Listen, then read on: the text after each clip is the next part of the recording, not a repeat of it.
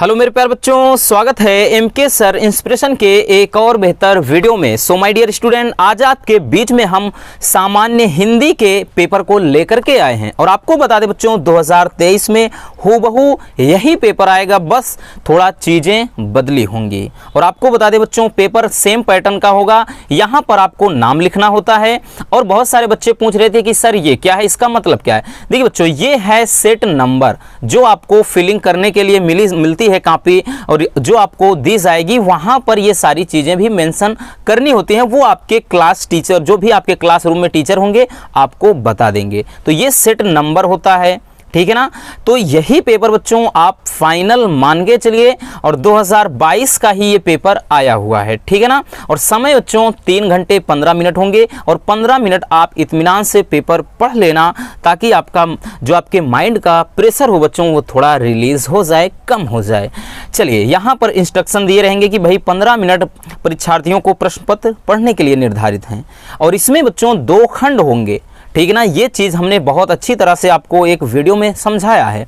चलिए, यहाँ से खंड का की शुरुआत होती है और पहला क्वेश्चन आपको बता दें बच्चों, आपके 5 ऑब्जेक्टिव क्वेश्चन होंगे गद्य से और 5 पद्य से, यानी इस तरह से 10 नंबर के यही होंगे। तो देखिए, पहला प्रश्न है कि डिप्टी कलेक्टरी के लेखक कौन हैं। तो डिप्टी कलेक्टरी के लेखक कौन हैं? वासुदेव शरण अग्रवाल, अमरकांत, प्रोफेसर जी सुंदर रेड्डी या फिर डॉक्टर हजारी प्रसाद, ठीक है ना। तो इसके लेखक कौन है बच्चों? इसके लेखक हैं अमरकांत जी, ठीक है ना, अमरकांत जी। दूसरा प्रश्न है प्रश्न खा कि भारत की एकता के रचनाकार हैं डॉक्टर एपीजे अब्दुल कलाम, फणीश्वरनाथ रेणु या फिर रामधारी सिंह दिनकर या फिर वासुदेव शरण अग्रवाल। तो भारत की एकता के लेखक कौन है? वासुदेव शरण अग्रवाल, ठीक है ना। अगला क्वेश्चन है कि निम्नलिखित में से हजारी प्रसाद द्विवेदी की रचना है कल्पवृक्ष, पूर्योदय, कल्पलता और अंत में। तो कौन सी रचना है बच्चों? कल्पलता, ठीक है ना। देखिए, क्वेश्चन बच्चों बार बार रिपीट होते हैं, कोई नया क्वेश्चन नहीं बनता है। इतने सेट बनते हैं कि वही क्वेश्चन बार बार दोहरा कर वो ऐसे, ठीक है ना, वही चीज़ें रिपीट करते हैं। इसलिए सारी चीज़ों को हमें बहुत अच्छी तरह से समझना है। और अगला क्वेश्चन है बच्चों कि निम्नलिखित में से प्रोफेसर जी सुंदर रेड्डी की रचना है मेरे विचार, साहित्य और समाज या फिर लैंग्वेज प्रॉब्लम इन इंडिया या फिर धरती के फूल। तो कौन सी रचना है? मेरे विचार, ये है प्रोफेसर जी सुंदर रेड्डी की रचना। और अगला प्रश्न अगर हम बात करें बच्चों, आरोहण प्रमुख स्वामी जी के साथ मेरा आध्यात्मिक सफर, इस पुस्तक के लेखक हैं। ऑप्शन है वासुदेव शरण अग्रवाल, डॉक्टर एपीजे अब्दुल कलाम, जैनेन्द्र कुमार या फिर अज्ञे जी। तो कौन है? ये हैं डॉक्टर एपीजे अब्दुल कलाम। तो ये रहे बच्चों आपके गद्य से, ठीक है ना, गद्य से 5 बहुविकल्पीय प्रश्न। चलिए, अब हम देख लेते हैं कि पद्य में कौन से प्रश्न बच्चों। दूसरे का कि निम्नलिखित में से अयोध्या सिंह उपाध्याय हरिओद द्वारा लिखित महाकाव्य काव्यात्मक रचना कौन सी है? यहाँ से पहला है रुक्मणी परिचय, रस कलश, वैदेही वनवास या अधिखिला फूल। तो कौन सी रचना है? वैदेही वनवास, ठीक है ना। दूसरा है कि निम्नलिखित में से मैथिली शरण गुप्त की रचना है सिद्धराज, कानन कुसुम, उत्तरा या फिर दीप शिखा। तो सिद्धराज जो किसकी रचना है? मैथिली शरण गुप्त जी की। अगला है कि अज्ञे जी को निम्नलिखित में से किस काव्य कृति पर ज्ञानपीठ पुरस्कार मिला था? देखिए बच्चों, ज्ञानपीठ पुरस्कार जरूर पूछा जाता है और इसके लिए हमने एक ट्रिक भी बताया है, आप सर्च करेंगे वीडियो मिल जाएगी, ठीक है ना, जिनको भी ज्ञानपीठ पुरस्कार दिया गया है। आपके ऑप्शन है इंद्र, यहाँ पर इंद्रधनु, रौंदे हुए, ये उसके बाद हरी घास पर क्षण भर, आंगन के पार द्वार, कितनी नावों में कितनी बार। तो ये प्रसिद्ध रचना है बच्चों, कितनी नावों में कितनी बार के लिए ही उन्हें ज्ञानपीठ पुरस्कार मिला था। अगला प्रश्न है कि निम्नलिखित में से दिनकर की रचना कौन है? शिला, पंख चमकीले या फिर परशुराम की प्रतीक्षा, अंधा युग, अनामिका। तो परशुराम की प्रतीक्षा ये क्या है? दिनकर जी की रचना है, ठीक है ना, रामधारी सिंह दिनकर जी की। अगला प्रश्न है कि हिमालय निम्नलिखित में से किसकी काव्य कृति है? तो हिमालय भी एक प्रसिद्ध रचना है बच्चों, किसकी है? सुमित्रा नंदन पंत या फिर सूर्यकांत त्रिपाठी निराला या महादेवी वर्मा या फिर जयशंकर प्रसाद। तो रचना किसकी है? महादेवी वर्मा जी की। ठीक, तो इस तरह से बच्चों आपके 10 जो प्रश्न होंगे वो होंगे बहुविकल्पीय, ठीक है ना। चलिए अब हम देख लेते हैं तीसरा प्रश्न। देखिए बच्चों, तीसरा जो प्रश्न है उसमें क्या आएगा, आपके गद्य से एक गद्यांश, और इसमें कोई दिक्कत नहीं होती है क्योंकि बच्चों दो होते हैं और एक करना है, ठीक है ना। और देखिए इसको अगर आप देख रहे होंगे कि साहित्य, कला, नृत्य, गीत, आमोद प्रमोद अनेक रूपों में राष्ट्रीय जन अपने अपने मानसिक भावों को प्रकट करते हैं। अगर आप बात करें बच्चों, इसको आपने अच्छी तरह से पढ़ा होगा, ये है राष्ट्र का स्वरूप।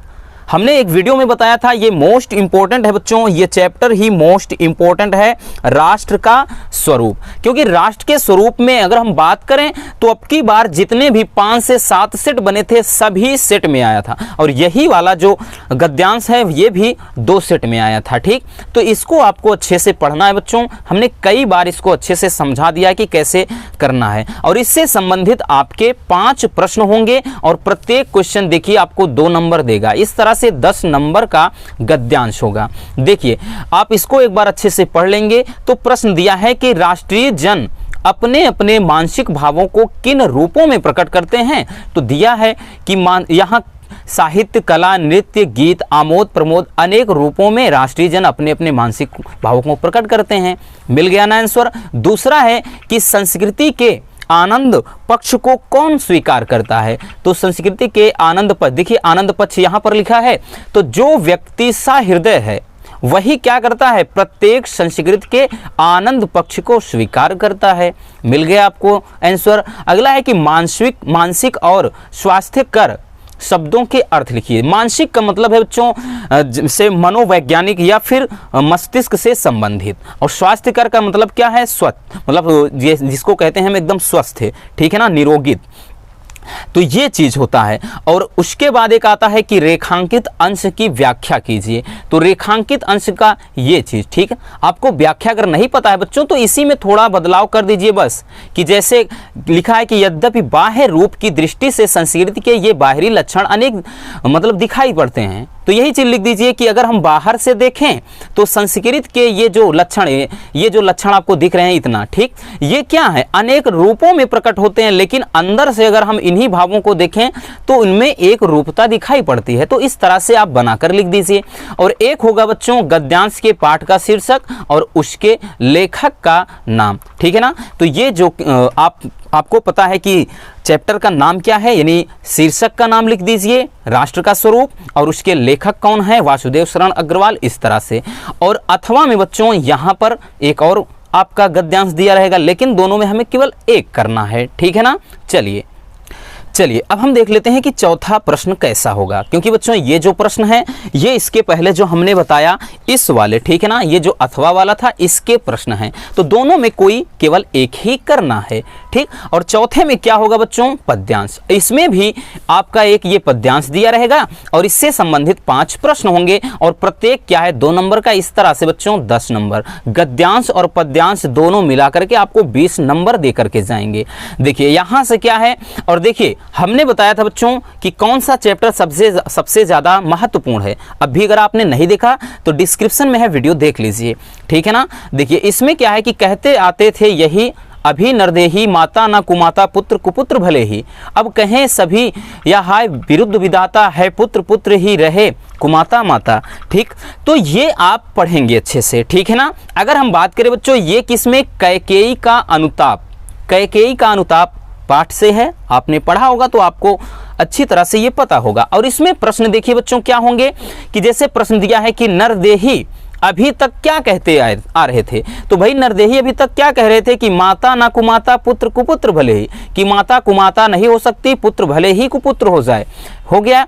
दूसरा कि युग युग तक क्या कठोर कहानी चलती रहेगी, तो भाई इसमें कहा गया है कि यहाँ पर देखिए युग युग तक चलती रहे कठोर कहानी, कि रघुकुल में भी थी एक अभागिन रानी, कि युगों युगों तक यही कठोर कहानी चलेगी कि रघुकुल में एक अभागिन रानी रहती थी, यही लिखेंगे। और गात्र और परमार्थ शब्दों का अर्थ लिखना। गात्र का मतलब शरीर होता है, परमार्थ का मतलब क्या है, परम अर्थ यानी स्वार्थ जो होता है, ठीक है ना, स्वार्थ जिसको कहते हैं। और अगला लिखेंगे कि रेखांकित अंश की व्याख्या, कि अब कहें सभी या हाय विरुद्ध विधाता, कि कैकेयी कहती हैं कि अब तो संसार में लोग यही कहेंगे भाई, अब विधाता के विरुद्ध कहेंगे। अभी तक तो कहा जाता था कि माता कुमाता नहीं हो सकती, पुत्र भले ही कुपुत्र हो जाए, लेकिन अब यही कहेंगे कि पुत्र पुत्र होता है और माता कुमाता होती है। हो गया इसका अर्थ। आगे लिखेंगे कि कविता का शीर्षक और कवि का नाम, तो भैया क्या है, जिस पाठ का है ठीक उस पाठ को लिख दीजिए और उसके कवि का नाम लिख दीजिए। ये हो गया बच्चों। अब अथवा में देखिए, यहाँ पर अथवा में एक और दिया है, चाहे उसको करिए आप, ठीक है ना। देखिए अथवा में दिया है कि यह मनुज जो सृष्टि का श्रृंगार, देखिए इसमें क्या है, अभिनव मनुष्य, ठीक है ना। हमने इसको बताया था कि रामधारी सिंह दिनकर, अभिनव मनुष्य, ये चैप्टर भी महत्वपूर्ण है और इसमें भी बच्चों क्या है, प्रश्न दिया गया है, तो केवल आपको एक करना है। अब देखिए यहाँ पर मेन कहानी होती है जहाँ पर बच्चे गलती करते हैं। 5वें प्रश्न में बच्चों किसी एक लेखक का साहित्यिक परिचय देते हुए उनकी कृतियों का उल्लेख कीजिए। 3 होंगे कोई एक, और सबसे ज़्यादा जो जरूरी है रसगुल्लों वो है 80 शब्द। लिमिट आपको ध्यान में रखना है, 80 से 90 शब्द मैक्सिमम हो जाएं बच्चों, लेकिन इससे ज़्यादा ना होने पाए। अब ऐसा नहीं कि आप 100-150 शब्द लिख दीजिए। और देखिए इसमें हमने बताया था कि most important doctor Hazari Prasad Dwivedi, इनको आप अच्छे से रट लीजिए, ठीक।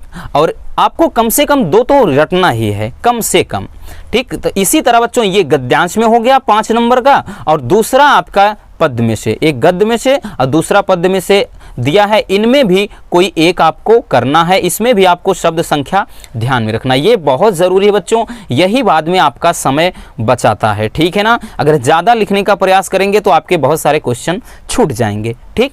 तो 5वें के का में आपको गद्य के एक लेखक का साहित्यिक परिचय लिखना है, और खा में बच्चों आपको पद्य से एक, ठीक, कवि का साहित्यिक परिचय लिखना है। चलिए अब 6वें प्रश्न में क्या होगा बच्चों, 6वें में कहानी कि ध्रुव तारा अथवा बहादुर कहानी का सारांश लिखिए, ठीक ना। इसमें भी बच्चों शब्द सीमा 80 शब्द, ठीक। अथवा में कहेगा कि पंचलाइट अथवा बहादुर कहानी के उद्देश्य पर प्रकाश डालिए। देखिए अभी हमने इसको कल ही बताया, पंचलाइट और बहादुर दोनों कहानी का उद्देश्य बताया है ना। इसीलिए कहते हैं बच्चों उसको अच्छे से तैयार कर लीजिए। इसमें भी 80 शब्द हम आपको सजेस्ट करेंगे बच्चों, आप सारांश ना लिख करके उद्देश्य लिखिए, क्योंकि सारांश लिखने बैठ जाएंगे तो 150-200 शब्द चले ही जाएंगे, इसलिए 80 शब्द में निपटा दीजिए, ठीक। तो 6वें में आपको आ गया कहानी, 5 नंबर देकर जाएगा। और 7वें में बात करें बच्चों, ये स्वपठित खंड काव्य, ठीक ना। 7वें में स्वपठित खंड काव्य, और यहाँ पर अलग अलग चलता है, ठीक है ना, डिस्ट्रिक्ट वाइज ये बांटा रहता है। कहीं पर मुक्ति युग यज्ञ चलता है, तो कहीं पर रश्मि रथी, तो कहीं पर आलोक वृत्त, और सब में जो जहाँ पर चलता है सब में आप नायक का ही क्या करिए बच्चों, नायक का ही चरित्र चित्रण अच्छे से तैयार कर लीजिए, ठीक है ना। ये हो जाता है आपके 7वें प्रश्न में खंड काव्य होता है, ठीक। और इसमें भी शब्द सीमा आपको ध्यान में रखना है, ठीक। और इधर भी देख सकते हैं कि सत्य की जीत, त्यागपथी, उसके बाद श्रवण कुमार, तो जहां पर जो चलता है वो अपने हिसाब से आपको लिखना है। और 8वां जो प्रश्न होगा बच्चों, देखिए 8वें प्रश्न में हम बात करें तो 8वें में यहां से शुरू हो जाता है आपका खंड खा, ठीक। प्रश्न 7 तक खंड का होता है और प्रश्न 8 से खंड खा शुरू हो जाता है। और ये बच्चों 7 नंबर में आएगा, यानी कोई गद्यांश रहेगा संस्कृत का, 2 होंगे ये भी, इसलिए आसान होते हैं, डिफिकल्ट नहीं होता है बच्चों, क्योंकि 2 में एक तो कर ही सकते हो आप, ठीक। जैसे दिया है कि भाई कि संस्कृत गद्यांश में किसी एक का संदर्भ हिंदी में अनुवाद लिखिए, ठीक है ना। तो यहाँ पर आप देख सकते हैं, अगर इसको आपने पढ़ा होगा तो अच्छी तरह से बता सकते हैं कि आत्मज्ञ एवं सर्वज्ञ चैप्टर से है, ठीक है ना। तो ये इसमें क्या कहा गया कि थे वो उपकरणवताम जीवनम तथैव ते जीवनम स्यात्, ठीक। अमृत तत्वस्य तू नाशास्ति वित्तेन येति। देखिए इसमें वही चीज़ कहा गया है ना कि भैया इसमें कहा है कि वैसा जीवन, जैसे लोग क्या है धनी लोग जीवन जीते हैं, वैसा जीवन तुम्हारा हो जाएगा, ठीक। इससे तुम मतलब धन से अमरता की आशा नहीं की जा सकती है। फिर सा मैत्रेयी उवाच की मैत्रेयी ने कहा कि ये ना अहम अमृता श्याम किमहम तेन कुर्बान, की मतलब जिससे मैं अमर नहीं हो सकती हूँ कि भला मैं उसका यानी उस धन का मैं क्या कर सकती हूँ, ठीक। इसलिए हे भगवान मुझे केवल अमृत तत्व के साधन ही जानना, यानी अमरता के ही साधन जानना है, यदि तुम उसे जानते हो तो बताओ, ठीक, ये क्या है बच्चों, आप इसको अच्छे से अर्थ, क्योंकि बहुत ज़्यादा पाठ नहीं है, अच्छे से इसका अर्थ तैयार कर सकते हो। और अथवा में देखिए, अथवा में एक दिया गया है, देखिए अथवा में क्या है, अतीते प्रथम कल्पे जना एकम अभिरूपम सौभाग्यम प्राप्त सर्वाकार परिपूर्ण पुरुष राजाना अकुरुवम। ठीक है ना, देखिए इसमें ये कहा गया है कि प्राचीन काल के, ठीक, मतलब अतीते का मतलब क्या है, अतीत में यानी बीते हुए समय में, कि प्राचीन काल के प्रथम युग में लोगों ने एक सौभाग्यशाली और सर्वगुण संपन्न पुरुष को राजा बना दिया। चतुष्पदा अपि, कि जो चतुष्पदा का मतलब जो चौपाए होते हैं, ठीक है ना, जो जानवर, चौपायों ने भी एक शेर को राजा बना दिया। तब क्या है, पक्षी गण ने हिमालय प्रदेश में एक पत्थर पर इकट्ठा होकर के कहा कि मनुष्यों में राजा जाना जाता है और क्या है, चौपायों में भी, लेकिन हमारे बीच में कोई राजा नहीं है और बिना राजा के निवास करना उचित नहीं है। ठीक, कि हमारे एक राजा की स्थापना की जानी चाहिए, ऐसा उन लोगों ने कहा। फिर वो क्या करते हैं कि एक दूसरे को देख करके एक उल्लू को देखते हैं और कहते हैं कि अयम नो रोचते, कि मुझे यह पसंद है। तो ये क्या है बच्चों, जैसे हमने बताया था ना जातक कथा से, ठीक, उसमें 2 भाग हैं तो उसमें से लिया गया है। तो इस तरह से क्या है कि आप क्या है, गद्यांश लिखेंगे संस्कृत का, यानी इसका पूरा का पूरा संदर्भ सहित इसका अनुवाद लिखेंगे। और खा में क्या होगा बच्चों, खा में एक श्लोक होगा, ये भी 7 नंबर का, और एक श्लोक होगा और इसका भी संदर्भ सहित हिंदी में अनुवाद करना है। देखिए जैसे कहा गया कि विद्या विवादाय धनम मदाय, कि विद्या विवाद के लिए, धन क्या है, धन, मदाय का मतलब घमंड, और शक्ति दूसरों को पीड़ा पहुंचाने के लिए, किसके, खलस, जो भी मतलब क्या होते हैं, देखिए ऐसे लोग जो एकदम बेकार प्रकृति के होते हैं। कहने का मतलब ये है बच्चों कि जो दुष्ट लोग होते हैं उनकी विद्या विवाद के लिए होती है, धन घमंड के लिए होती है, और शक्ति यानी ताकत दूसरों को पीड़ा पहुंचाने के लिए। लेकिन जो सज्जन पुरुष होते हैं उनकी विद्या किसके लिए होती है, ज्ञान के लिए, धन किसके लिए, दान के लिए, और शक्ति दूसरों की रक्षा करने के लिए। अथवा में ये दिया गया है कि महामना मालवीय से, ठीक है ना, तो अथवा में दिया गया है। तो यहाँ पर दोनों में ये, हालांकि अब की बार अगर हम बात करें बच्चों तो ये आने का चांस नहीं है, कोई संभावना ही नहीं है, में भी हो सकता है, क्योंकि सबसे ज़्यादा दोनों का दोनों किसमें का देता है, सुभाषित रत्नानी से, क्योंकि ये एक इकलौता ऐसा है, बाकी सभी जो जितने श्लोक हैं वो केवल सुभाषित रत्नानी के अंदर थे, बाकी सब सेट में दोनों एक ही चैप्टर से थे, और ये चैप्टर थोड़ा टफ था, बच्चों ने इसी के लिए कहा, इसीलिए ये पेपर हम लेकर के आए हैं। अब चलिए 9वें नंबर में देख लेते हैं। अब यहाँ से 9वां प्रश्न क्या होगा कि निम्नलिखित मुहावरों तथा लोकोक्तियों में से क्या किसी एक का अर्थ लिखकर अपने वाक्य में प्रयोग करना है। अपने पैरों पर खड़ा होना का मतलब कामयाब होना, ठीक है ना, मक्खन लगाना, ठीक, पिया चाहे सोई सुहागिन, या सावन हरे न भादो सूखे, ठीक है ना, इनमें से किसी, केवल इतना तो आसान होता है, एक का करना है, 2 नंबर मिल गए। कि भाई जैसे सबसे ज़्यादा प्रसिद्ध है कि सावन हरे न भादो सूखे, यानी सदैव एक जैसा रहना। मक्खन लगाना का मतलब क्या है कि चापलूसी करना, चापलूसी का मतलब ये है भाई कोई किसी का काम पड़ जाए तो आपको मक्खन पालिश लगाने लगते हैं ना, ठीक, कि आवश्यकता पड़ने पर क्या करते हैं, आपकी बहुत ज़्यादा बड़ाई करने लगे, ऐसा चीज़, ठीक। और 9वें में बच्चों जो 10वां प्रश्न होगा इसमें संधि विच्छेद होंगे 2 नंबर। जैसे अंतरात्मा का संधि विच्छेद क्या है, तो अंतरात्मा, देखिए अंतर में हलंत होगा तब हो सकता था, लेकिन अंतः आत्मा ये सही हो जाएगा, ठीक है ना। दूसरा प्रश्न है कि नरेंद्र का संधि मतलब सही संधि विच्छेद है, तो इसका है नरधन इंद्रा, नरेंद्रा, ठीक। अगला है पवित्रम का, तो पोधन इत्रम, ठीक है ना, पोधन इत्रम पवित्रम। तो इस तरह से आपको केवल किसका कितने का करना है, देखिए यहाँ पर दिया है कि भाई आपको संधि विच्छेद के साथ हाँ चयन कीजिए, ठीक है ना। चलिए अब उसके बाद देख लेते हैं बच्चों, यहाँ से जो खा में है इसमें विभक्ति और वचन होता है, जैसे आत्मना शब्द में, ठीक है ना, और इसको अच्छे से तैयार करना पड़ेगा तभी आप जान सकते हैं। और उसके बाद जैसे नामन, ये प्रसिद्ध फेमस है, जैसे ये है, और इसका आपको बताना है कमेंट में कि आत्मना का, ठीक है ना। चलिए अब हम देख लेते हैं बच्चों अगला प्रश्न क्या होने वाला है। 11वां जो प्रश्न होगा बच्चों, शब्द युगों का सही अर्थ चयन करके लिखिए। जैसे अभय और उभय, अभय का मतलब होता है बिना डर के, ठीक, निडर। उभय, उभय का मतलब जैसे उभयनिष्ठ मतलब कॉमन कहते हैं, कॉमन बच्चों दोनों। तो ऐसे कौन कोई है, निडर और चारों गलत, डरपोक और दोनों ये भी गलत, निडर और दोनों, हाँ निडर और दोनों, ठीक। उभय का मतलब होता है कॉमन दोनों। अंश का मतलब भाग या हिस्सा, तो भाग 3 में है। अंशु का मतलब आंसू नहीं बल्कि सूर्य, किसी में है, हाँ भाग और सूर्य, ठीक है ना। तो इस तरह से आपको इसको भी अच्छे से देख लेना है। और खा में होगा बच्चों, इसमें निम्नलिखित शब्दों में से किसी एक शब्द के 2 अर्थ लिखिए। जैसे काल, काल का मतलब क्या है बच्चों, जैसे समय हो गया, ठीक है ना, वक्त हो गया, तो 2 कह रहा है बहुत है। चपला का मतलब बिजली हो गया बच्चों, और बिजली के अतिरिक्त हम अपने यहाँ जैसे हम बात करते हैं, ठीक है ना, देहात में इसको लक्ष्मी भी कहते हैं। बिजली हो गया, लक्ष्मी हो गया। नाग का आप लिख दीजिए सर्प या फिर हाथी, तो किसी एक का करना है, ठीक है ना। अगला है कि वाक्यांशों के लिए एक शब्द का चयन करिए। जिसकी गणना ना की जा सके उसे क्या कहते हैं, आगणित कहते हैं बच्चों। जंगल की आग, जो जंगल में जो आग लगती है अग्नि, उसे कहते हैं दावाग्नि, ठीक है ना, दावाग्नि कहते हैं, ठीक। चलिए देख लेते हैं अगला प्रश्न। अगला जो प्रश्न होगा बच्चों घा, वो होगा आपका किन्हीं 2 वाक्यों को शुद्ध करके लिखिए और 2 नंबर जेब में, ठीक। देखिए इसमें क्या है कि यह किताब 5 रुपए की है। देखिए बच्चों ये गलत प्रिंट हो गया था, अब की बार पेपर में ये समझे गलत आया था, क्योंकि ये एकदम शुद्ध वाक्य है। हमने इसको देखा भी, इसको हमने देखा तो इसका अशुद्ध था कि यह 5 रुपए की एक किताब है, तो यह किताब 5 रुपए की है, तो इसमें गलत क्या है भाई, एकदम सही है, ठीक है ना। बाकी दूसरा है कि तुलसीदास पक्के ईश्वर के, तो तुलसीदास ईश्वर के सच्चे भक्त थे। पक्के नहीं होता है क्योंकि भक्त को पकाया नहीं जाता, वो सच्चे होते हैं, ठीक है ना। तीसरा है कि इलाहाबाद जाने के अनेकों रास्ते हैं, तो इलाहाबाद जाने के अनेक रास्ते हैं। अनेक अपने आप में खुद एक बहुवचन है।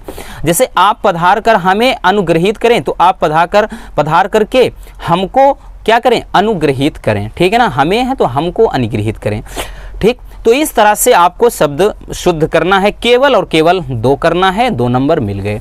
चलिए 12वें क्वेश्चन में क्या होगा बच्चों, आपके होंगे 12वें के का में वीर रस अथवा हास्य रस का लक्षण उदाहरण सहित लिखना है। 2 नंबर का क्वेश्चन खा में है अनुप्रास अथवा उपमा अलंकार, यानी अलंकार आपको एक रस छंद अलंकार तीनों तैयार करना है। गा में है कि दोहा अथवा चौपाई छंद का लक्षण व उदाहरण, ठीक। तो इसमें 2, 2, 4, 2, 6 नंबर के ये हो गए। 13वें में जो होता है बच्चों ये है 6 नंबर में पूछा जाता है।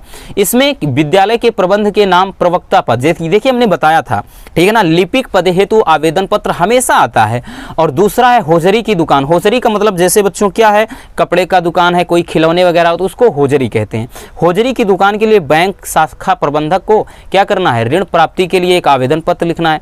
तो हमने जो भी 3-4 आवेदन पत्र बताए हैं उनमें से बाहर नहीं आएगा, 100 में 100% गारंटी लेता हूं बच्चों इस बात की, ठीक। अगला है कि निम्नलिखित विषयों में से किसी एक पर क्या करना है, निबंध लिखना है। और ये है बच्चों 9 नंबर का निबंध में। देखिए भ्रष्टाचार, वन संपदा और उसकी उपयोगिता, मतलब जैसे पर्यावरण सुरक्षा जिसको कहते हैं, दहेज प्रथा, या फिर भारत में आतंकवाद की समस्या, ठीक, यानी कारण और निवारण, या जनसंख्या वृद्धि। तो जो निबंध होते हैं बहुत ही सिंपल, बहुत ही इजी होते हैं, तो आप एक बार अच्छे से देख लिए होंगे तो इजीली लिख सकते हैं। और इस वक्त बच्चों हम सजेस्ट करेंगे ज़्यादा से ज़्यादा आप पेपर को लगाने का प्रयास करिए, सॉल्व करने का प्रयास करिए, क्योंकि जितना ज़्यादा सॉल्व करेंगे उतना ज़्यादा कॉन्फिडेंस लेवल हाई होगा और चीज़ें एकदम क्लियर हो जाएंगी। तो बस आज के इस वीडियो में इतना ही, मिलते हैं किसी और ऐसे मजेदार वीडियो के साथ। Love you, bye bye, take care.